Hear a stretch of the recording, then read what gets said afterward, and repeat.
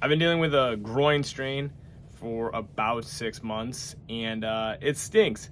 I haven't been able to squat the way that I want to, and it's held me back in various ways. I was actually signed up for an Olympic lifting meet at the end of summer, and I pulled out of that because I basically couldn't do the competition lifts the way that I wanted to. It was frustrating, and it's been frustrating rehabbing it, but I have been able to continue to train, and I've actually gotten physically more capable and fit in some regards because I've had to work around the injury. I initially hurt myself actually sprinting last spring, and I just kind of kept pushing into it when I should have pulled back, and that's a really common thing that we do when we get hurt, right? But I want to go over basically the big things you can do to modify your training around your pain in hopes of getting back to normal activities for just about anything.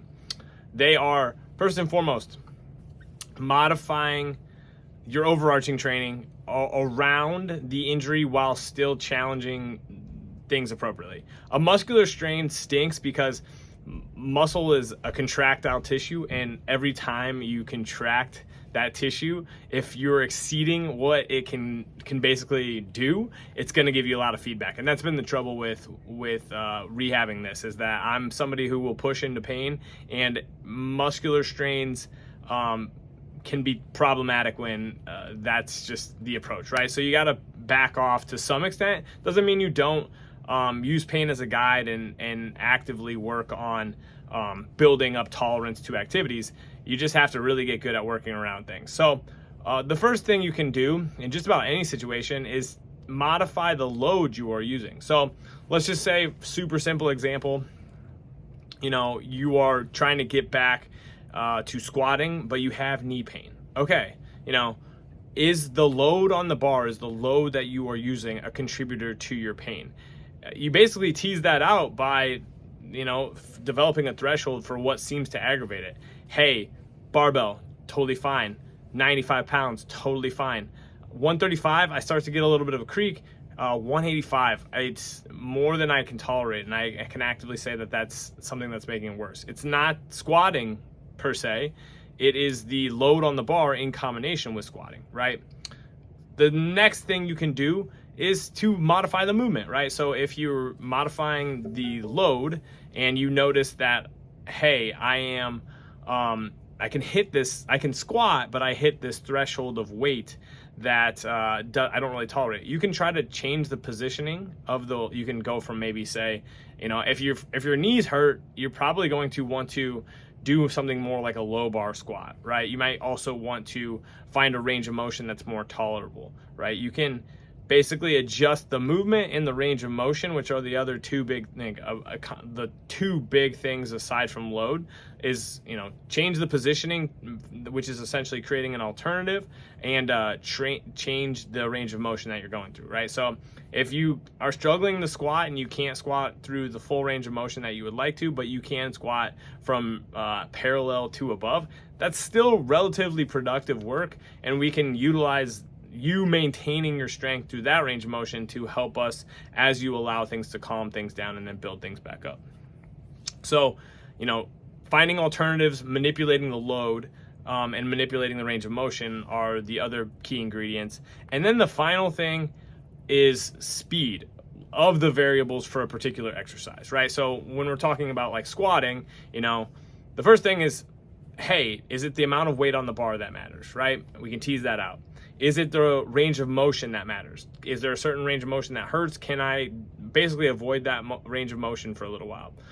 In combination with the load, like if you can squat full range of motion reps with 135, but 225 hurts your knees through the bottom, then warm up, through 135, do some working weight with partial range of motion, and then go back and do 135 up into a threshold that creates a stimulus that you want through that full range of motion, right? Manipulating the position of the load, changing the exercise, going from maybe a front squat to a low bar back squat can be advantageous as well, or a leg press, something like that. Play around with those things. Utilizing accessory work is another way to modify training, meaning if your knees are hurting with squats, you may actually need to put some direct load through those knees via the knee extension, right? Or via reverse sled drags or something like that. Find ways that are productive to keep you moving and to build your confidence in the body region. Finally, the overarching thing that you should keep doing is continue to train. If you are somebody who's a strength athlete and you're beat up and tired and you have an injury, finding things to do that are productive for your mental and physical health are going to be advantageous from a general sense. So maybe focusing on cardio or hypertrophy for a little bit of a season. Doesn't mean you detract entirely from your strength work, but you look at you as an overarching athlete, as an overarching individual, and you say, like, what can I build up here? For me, I've actually gotten back into sprinting. My groin has tolerated the buildup. I've gotten into more plyometrics. I've tolerated those things. So even though I can't squat as heavy as I would like, I have actually worked to improve my physical qualities overall.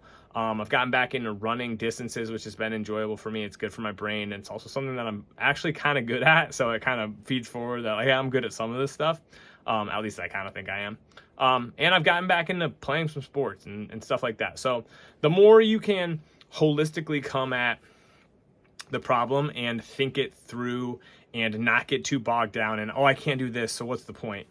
The better off you're going to be. So again, manage the load, manage the range of motion, manage the speed at which you're performing it, find alternatives, focus on single leg versus double leg, or basically figure out ways that you can train and modify, and then just don't stop training, because you don't want to take so much time away from the gym that you decondition and your overall health is affected because you had a single joint pain or something that was problematic and it was ultimately just frustrating, so you stopped training.